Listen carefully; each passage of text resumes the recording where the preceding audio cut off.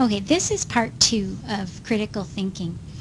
A logical fallacy is an argument which provides poor reasoning in support of its conclusion. It's faulty logic. Sometimes logical fallacies can be kind of sneaky in that we don't really recognize that there's some lack of logic in that argument. So that's why I'm going to take you through some examples of some logical fallacies. A logical fallacy is different from an error in fact. So for example, if we look at the example below, a factual error might be, you should buy Chewy brand gum because chewing gum is made out of spinach. So we can all see the flaw in that argument. The gum is not made out of spinach. That is just a wrong fact. However, if we look at the fallacy, you should buy Chewy brand gum because 4 out of 5 dentists recommend it. Now this is a statement that's used by many chewing gum companies, particularly the ones I think of Trident, where they were the first ones to come out with a sugar-free gum option. And the implication is that we put gum in our mouth and that the dentists, if they recommend this particular gum, it must be good for our teeth. But if we think about that statement, we can start to see the flaws in logic. First of all, how many dentists were surveyed? Were there 400 dentists that were surveyed and 4 out of 5 of those recommended it? Or did they only look at 5 dentists? Were the dentists associated with this Chewy brand of gum? Why did the dentists recommend it? Did they recommend it because it tastes good? In which case, what makes them as a dentist any more special than anybody else in recommending Chewy brand gum? So the statement, it becomes misleading. The statement seems to say that this gum would be better for our teeth. It causes us to assume that without questioning the logic behind the statement. So logical fallacies are often used to try and sway the opinions of others in the absence of any real facts. And as I said, sometimes they can be sneaky, and you have to watch out for them when you're evaluating somebody's point of view. Here are some common types of logical fallacies. This one is called the ad hominem argument. It literally means against the person. And it's when somebody is debating an opinion, and instead of debating the logic of the opinion, they just attack the person. So this happens a lot. I see it in young kids where somebody says, I really like soccer, and the other person says, well, you're stupid, right?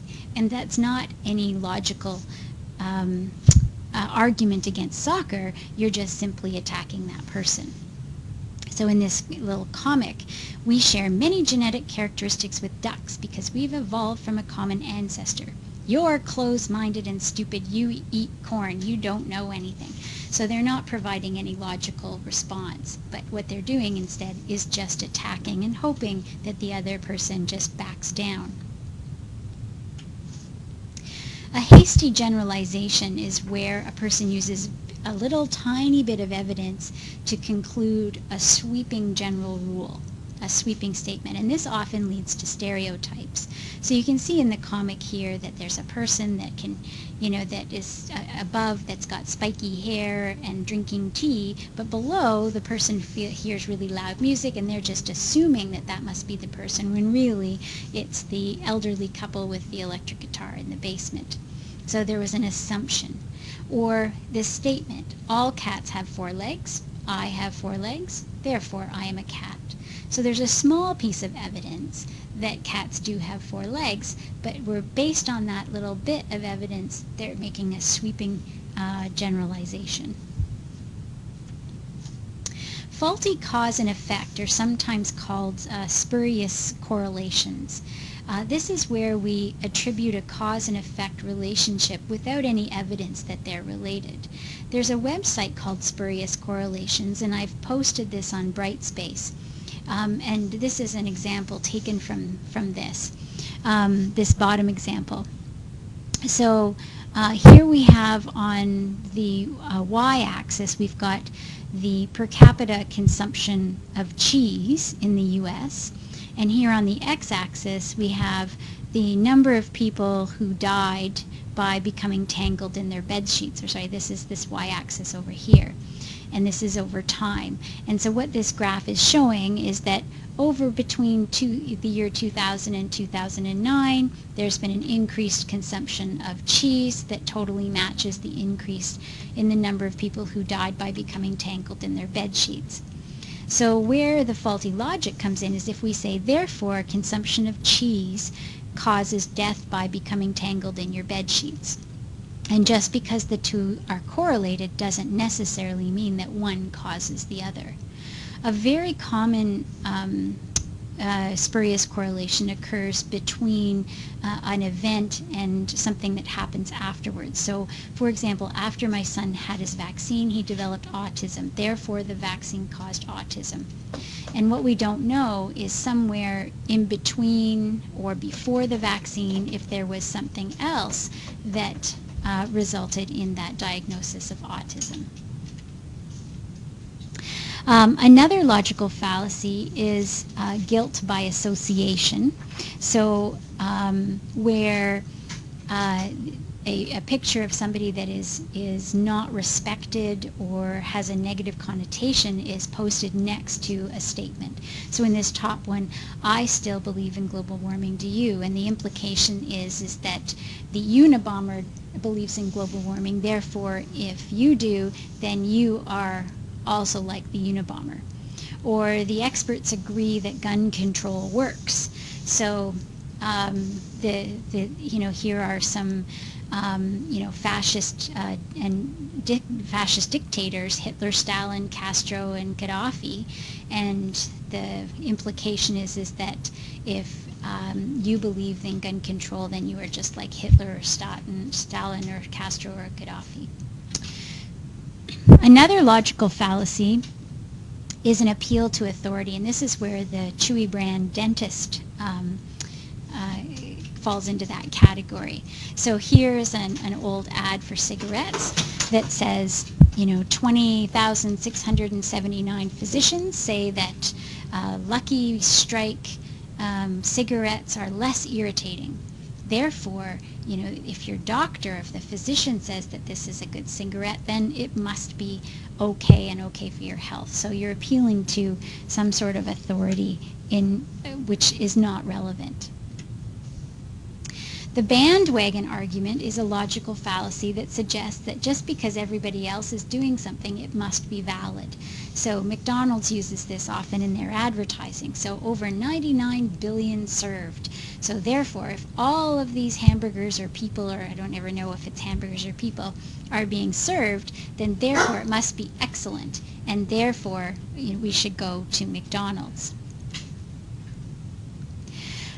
A false dilemma is where they reduce a very complex argument to a very small number of alternatives, and therefore you conclude that really only one option is appropriate. George Bush used this when they were talking about the war on terrorism, particularly to enter the war in Iraq, where he said, you're either with me or you're with the terrorists, and that kind of leaves you with only two options, and you don't want to be a terrorist, so therefore you must support him. Or here again, which would you rather see live? Mice or kids, and maybe there's some other options as well. Sometimes this is called a loaded question. It's biased because it contains an unasked question. A good example of that would be like, do I look fat in this? So is there any right answer to that? No, you don't look fat in that. Does that imply that you are fat? Or yes, you look, that makes you look fat? I mean, it's a loaded question.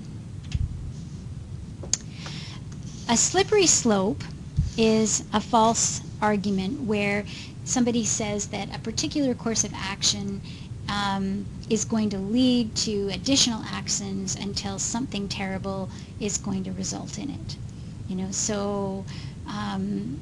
here we've got that anti-God is anti-American, and anti-American is treason, and treasons mean that it's traitors, and traitors lead to civil war. So therefore, if you don't believe in God, we're going to end up in civil war. That's the slippery slope. A red herring is where you use something entirely unrelated to distract attention away from the real issue. It's very similar to something that they call the straw man argument. A good example of this little, cartoon sort of says the same thing. It's my contention that the flying spaghetti monster does exist. What evidence do you have to support such an assertion? Oh, there's plenty of evidence. It's all around us. And besides, look how I'm standing on one leg. So distracting away from the real issue. Some more serious and more relevant red herrings or straw man arguments are things like when the Black Lives Matter, for example, and there are people that object and say, oh, no, all lives matter.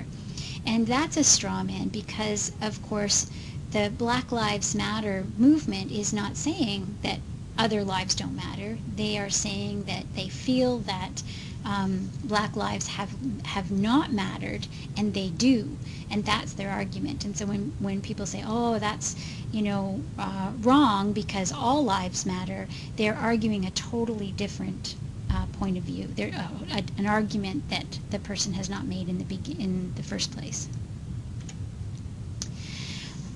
Cherry picking is where we select evidence which supports our case while we ignore anything else that doesn't. And so here we've got the deadly facts about water. Water can be chemically synthesized by burning rocket fuel. Water, one of the primary ingredients in herbicides and pesticides. So we're picking out all of these negative facts, and we're not giving the whole point of view. A very, very important logical fallacy that is directly relevant to pharmacology is something called confirmation bias. So we tend to notice the evidence that confirms our beliefs, and we tend to ignore or not even intentionally ignore, but we don't notice when evidence occurs that contradicts our beliefs. And for example, nurses often say they are busier when there's a full moon, but do they really notice the moon during other nights of the month and how full the moon is? And the answer is I don't know whether they notice the moon at other nights or whether they just notice how busy they are on a full moon. A really good example is that if we look at the letter B, and let's say you separated and you drew a stick and then you drew your letter B without joining that stick, the other part of the curved part of the B. If you do that on a piece of paper right now and take a look at it, if I said to you numbers and you look at that, you might say, oh, that's 13. If I say letters, you would say, oh, that's a B. So we tend to are biased in our answer by what we expect to see, and what we expect will confirm what we already believe. The reason this is really important, star, in pharmacology is because if we take a look at a drug name that's a very similar in spelling and letters to another drug name, if we are expecting it to be one drug name, we might miss the fact that there are differences of one or two letters because of this confirmation bias. This isn't your fault in the sense that it's our brain is programmed to be able to come to decisions very quickly.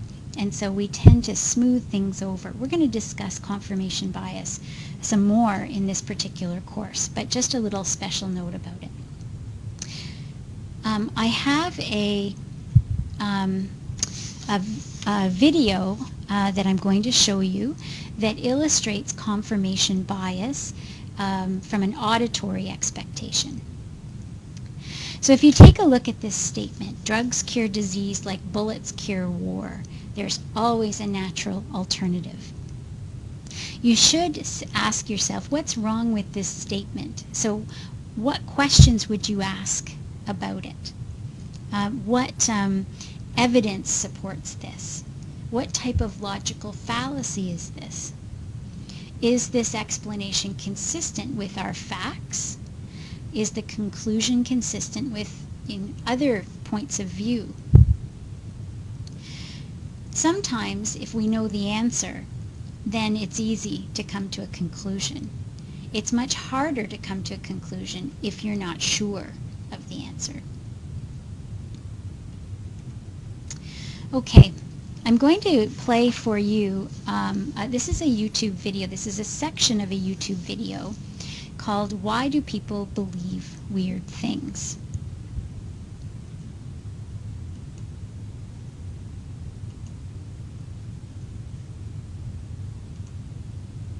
Okay, here we go. The person in this video, just by the way, his name is Michael Shermer, and he's the founder of Skeptics Magazine, which debunks myths, superstitions, and urban legends. And he did a TED Talk, and this is just a portion of his TED Talk, and he's talking about auditory kind of confirmation bias. And then I'm going to finish up with another example of this with auditory illusions. There's this film White Noise with Michael Keaton about the dead talking back to us. By the way, this whole business of talking to the dead, it's not that big a deal. Anybody can do it. Turns out it's getting the dead to talk back. That's the really hard part. In this case, supposedly these messages are hidden in electronic phenomena. There's a reversespeech.com webpage in which I downloaded this stuff. Here is the forward. This is the most famous one of all of these. Here's the forward version of the very famous song. If there's a bustle in your hedgerow, don't be alone there. It's just a sprinkling for the May Queen. Yes, there are two paths you can go by, but in the long run, there's still time to change the road you're on. Boy, can you just listen to that all day? All right, here it is backwards, and see if you can hear the hidden messages that are supposedly in there.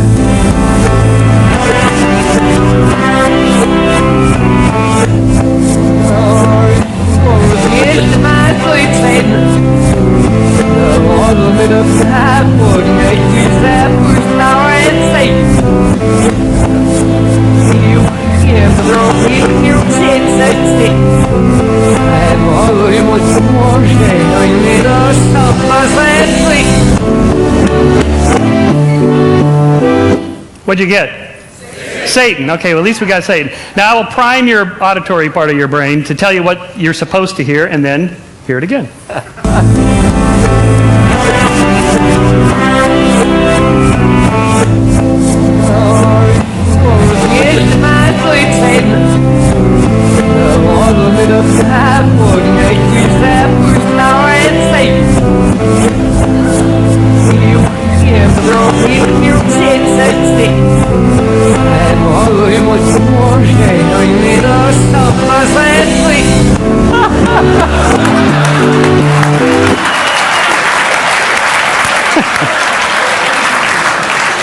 You can't miss it when I tell you what's there.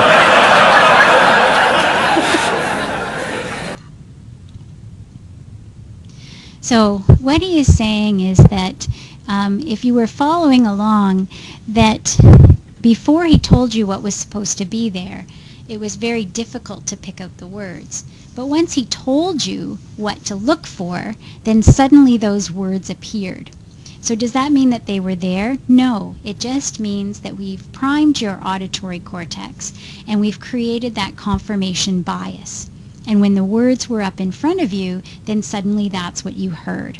And that's what we have to be careful with in giving medications, is that when we're double checking ourselves, we have to make sure that we're not just confirming something that we expect to be there, but that we're actually confirming what is really there. And to do that, you have to consciously make your brain slow down and check each part, because otherwise our brains are programmed to just to be able to confirm things very, very quickly. Okay, this is the end of part 2.